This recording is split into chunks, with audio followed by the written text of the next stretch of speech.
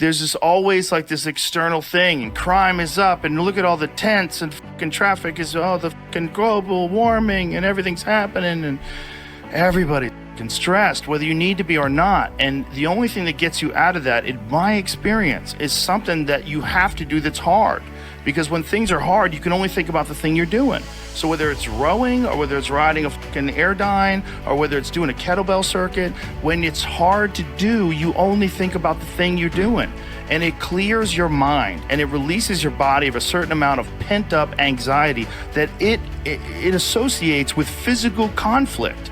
Your body associates stress with being attacked by predators, with physical conflict. And if you can burn that out of your system with a workout, it puts you into a more reasonable level of anxiety. It's really good for us.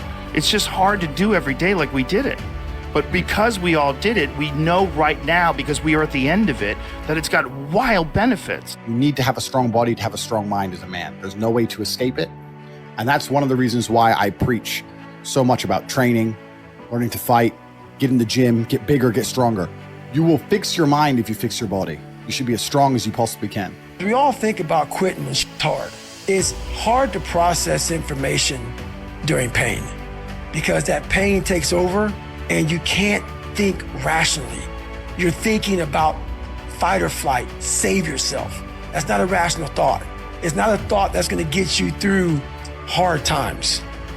Most people fail that 1 second. So what happens, what I do in that 1 second, I start thinking logically. I calm my brain down because your brain just wants to get the fuck out. It's about gaining control of your mind, putting things back in the proper perspective, and then saying, I really do want to be here, and I'm going to have a bunch of these 1 seconds, and I have to learn to control these, because if I fail one of these 1 seconds, I will not be a SEAL. I will not be a doctor. I will not be a lawyer. I will not be whatever the fuck it is. It's all about your mind takes control of you. You have to say, fuck you, I run this motherfucker. When things go wrong, they always seem to happen at once. It's pretty easy sometimes to feel beaten when you're faced with all those issues and all those problems and they all hit you at the same time. That doesn't mean give up. In fact, it means the opposite. It means it's time for you to fight harder, to dig in. Means it's time for you to go on the warpath. Started working out like somebody.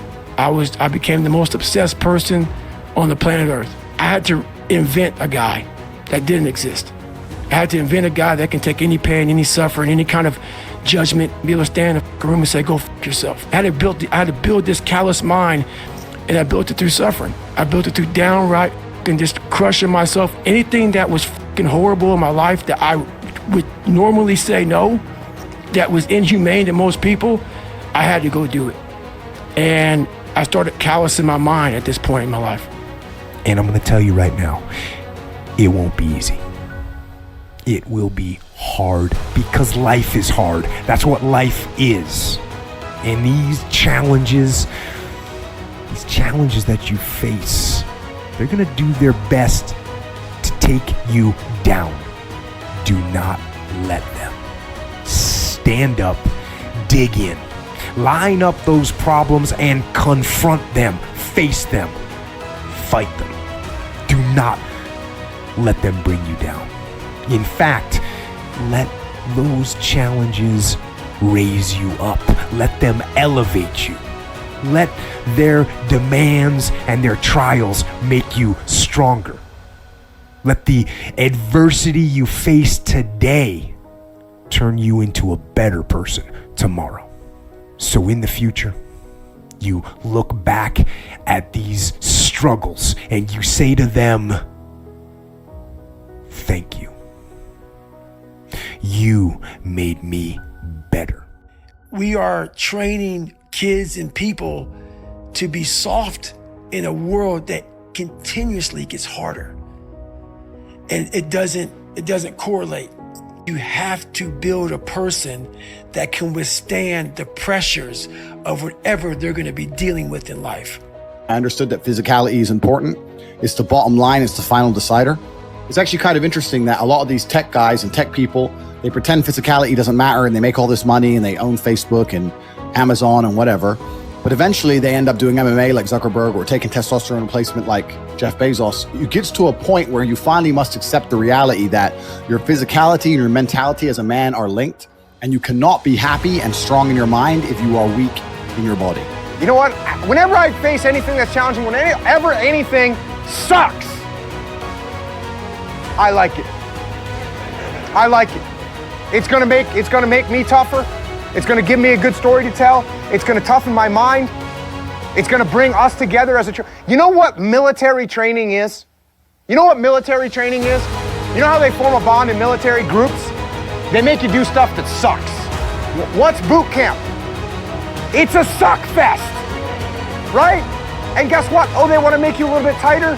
You go to airborne school. Airborne school sucks. They wanna make it a little bit tighter. What are they gonna do? You spend a special forces school. It sucks. And then what happens? Who's the tightest? What's the tightest group of military people? What makes a group of military people the tightest? Combat, which sucks the worst of all. And the worse your combat is, the tighter you get. So when something sucks, good. Good. It's gonna make me tougher and it's gonna make us stronger. So bring it.